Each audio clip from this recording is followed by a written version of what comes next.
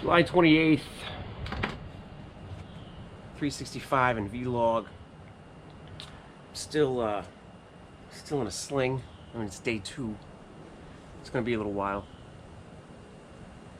Funny enough, I had a really difficult time this morning recording anything. I tried 7 different times.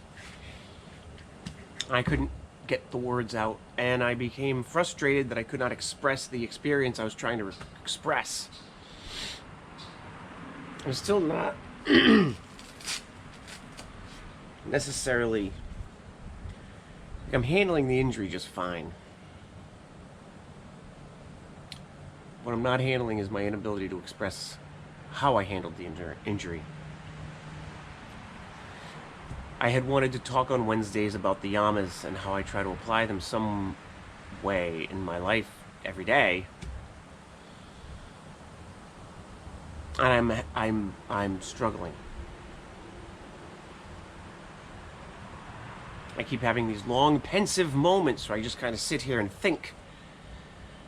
And I'm still doing it to some degree. Just trying to keep my jaw flapping to try to prevent it a little bit. I have a lot in my head right now. A lot of thoughts in my head right now. I was in the ER and I was in some of the most severe pain that I've ever experienced.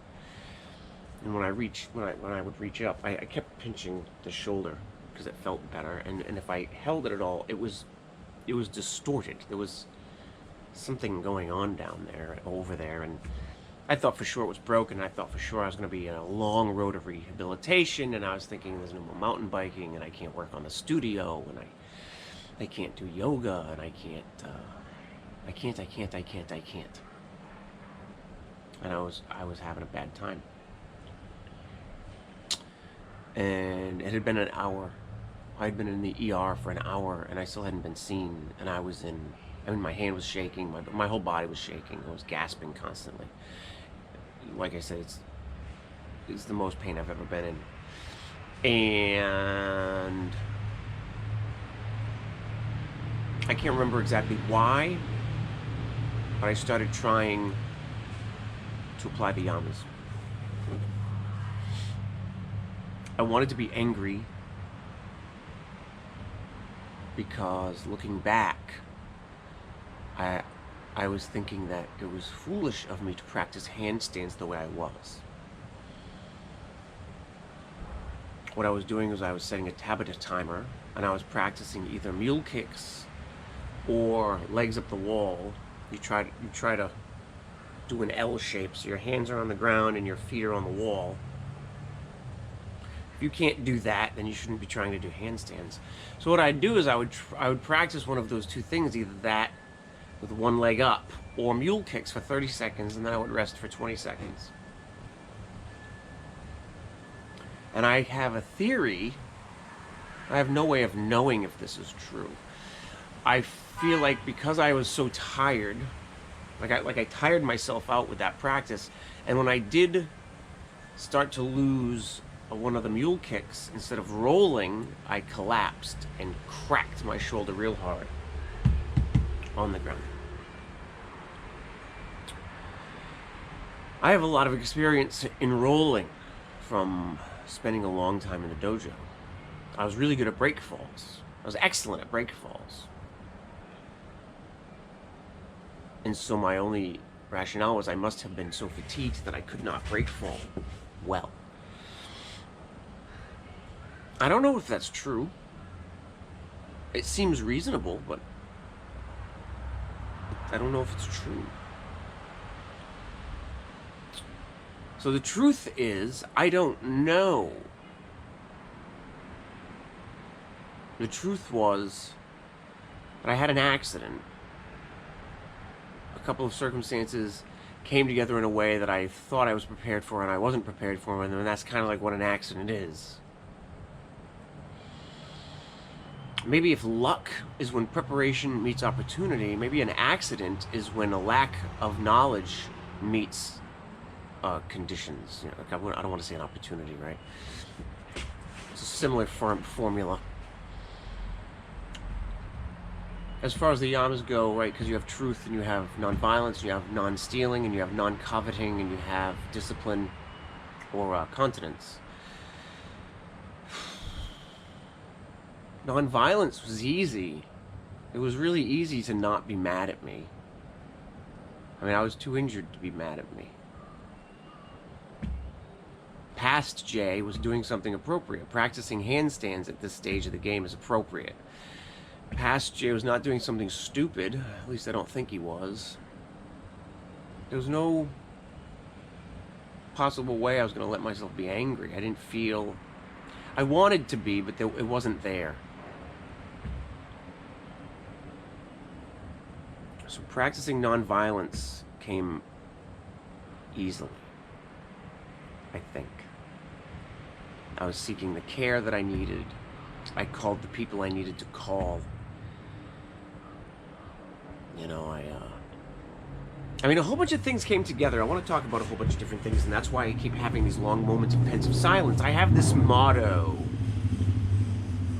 that has to do with my travels in the wilderness. You have 3 seconds without thinking, 3 minutes without air, 3 hours without shelter, 3 days without water, 3 weeks without food. That's kind of the general rule of how you can survive. And I was in amazing agony. And I kept saying to myself, 3 seconds without thinking. And I made sure to have my arm as well supported as I could. I made sure to get my phone and my glasses. I got in the house, and I got the dogs in the house safely. I made sure that the dogs were situated so that there was nothing that would harm them, because Cassie's still just a little pup. I wanted to bolt out the door, but I stopped. Made sure the doors were locked so the dogs couldn't get out when I wasn't there. Like, I kept going through 3 seconds without thinking and making sure that I had done everything that needed to be done before I got in the truck. But I did, in fact, drive myself to the hospital. It was not easy. I had to be very careful at every intersection. And I was. 3 seconds without thinking. 3 seconds without thinking. What else can I say about the yamas? Discipline. Discipline to keep my arm in the sling. Discipline to not use it when I don't need to use it. Discipline to not drive if I don't have to drive. Discipline to let myself rest. Nonviolence comes in there too. Continence is discipline, right? When you do what has to be done instead of do what you feel like doing. Remember, I'm not an expert on the yamas. The whole point of this exercise is so that I can become better versed in them. Non-coveting. I had thought my entire summer was going to be based on a couple of important factors like yoga and mountain biking and renovating the upstairs and camping and hiking. I can still have a fantastic summer whether I'm in this thing for 6 weeks or 6 days. It doesn't matter. That one's hard.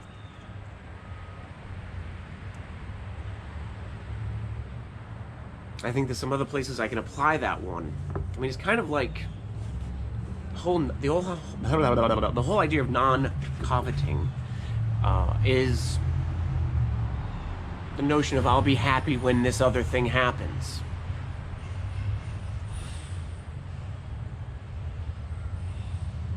So what have I covered? Nonviolence, non-coveting, continence, truth. Can't even remember all of the 5 yamas. Let's try to remember them. Nonviolence, continence, non-coveting. Non-stealing is the 5th one. Not sure. Maybe I'll come up with something. I had stuff for all 5 of them while I was in the ER. My wife was sitting there with me. She was like, she couldn't even believe that I was going through this cycle of thought and applying all these ideas. She thought it was pretty spectacular. I felt like it was necessary to cope with the pain, the mental anguish at the thought of being wounded for the entire summer. See, losing control, losing my physical and mental faculties as I age is a major fear for me. And this felt like a version of that, especially when I could feel. I can't explain what that was like. Some of you may know. Anybody who's ever had a compound fracture can understand. To feel a part of your body and know that it is wrong gave me a feeling, a particular feeling of mental anguish. But I remember thinking to myself while I was in the ER, I'm sitting there in the waiting room, I remember thinking to myself how I say stuff to my students in class. I say stuff like say they're in high plank, I say to them, and I've said this on this channel 100 times if I've said it once, can you be happy with this posture right here? Can you be happy right now? Can you be happy without looking to the next posture? And if not, what needs to change? Sometimes you just need to not be in that posture. That's a true thing. Sometimes you can change a little something, something, and like right now, because I'm in a sling, sitting here on this wood deck is not comfortable. I cannot be comfortable here and talk to you, so I'm fidgeting around. And that's identical to what I was trying to say in one way. And I thought to myself, yes, I can be happy right now. I have one damaged shoulder. Every single other part of my body is good. I had the presence of mind to take care of my pups, to grab my wallet, phone, glasses, car keys, lock up the house, get in the truck, and drive safely to the ER. I had an ER. I have a good hospital right here in my town. I was able to get a hold of people. I was able to call people who needed to be called. I was able to communicate with them. Well, I'm not wealthy by any means. I have medical insurance. I have a lot going for me. I had a lot going for me in the ER. In general, I have a great recuperation system. Like my body is strong, and I recuperate very quickly from injuries. So I have that going for me. Like I have a multitude of things going for me.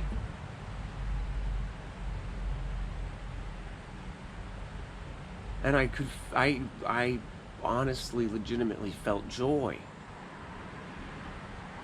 sitting there in the ER in complete pain. I felt really good. And I mean, I feel it again now. I feel that feeling. I'm always on my mountain. It's such a feeling of joy.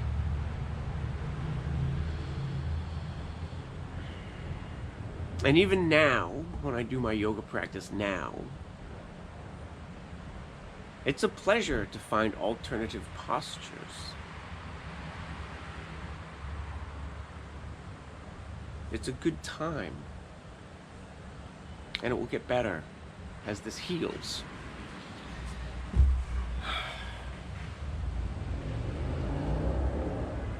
I'm going to be okay. I mean, I am okay right now.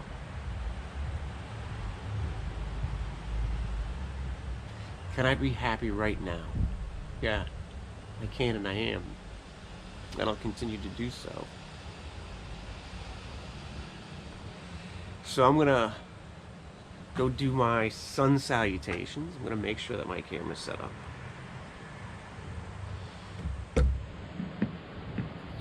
But there you have it. There's the first attempt at looking at how the yamas have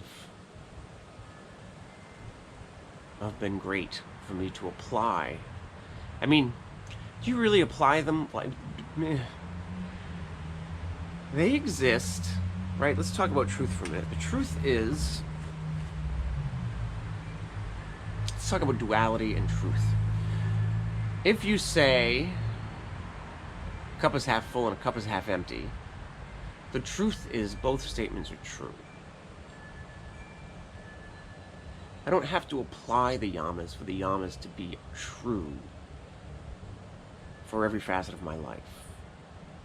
The yamas are a way to observe more actively the role we take in our lives and in the decisions in our lives. The yamas are guidelines for us to apply context to something. So whether I apply them or not, the truth is they exist and they apply.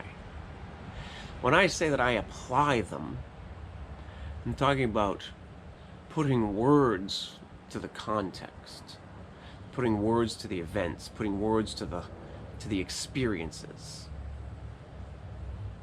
They always apply. They apply in everybody's life, whether you know of them or not.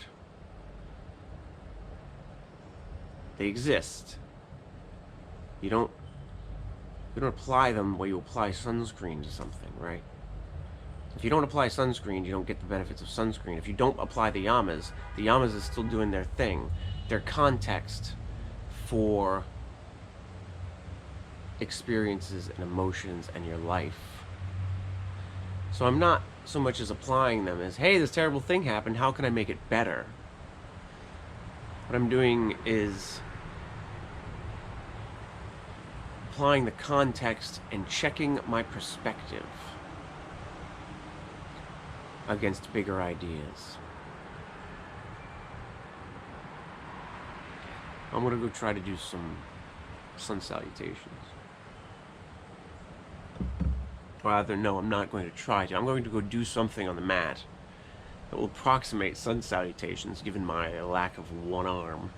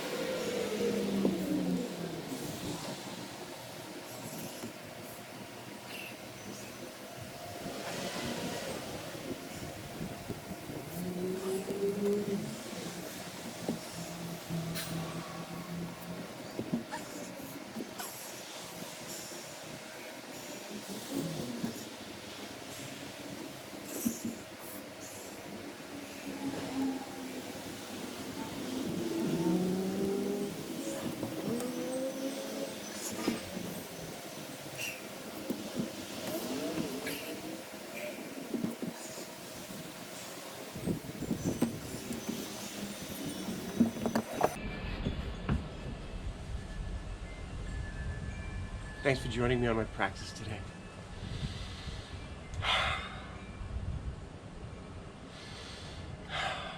Namaste.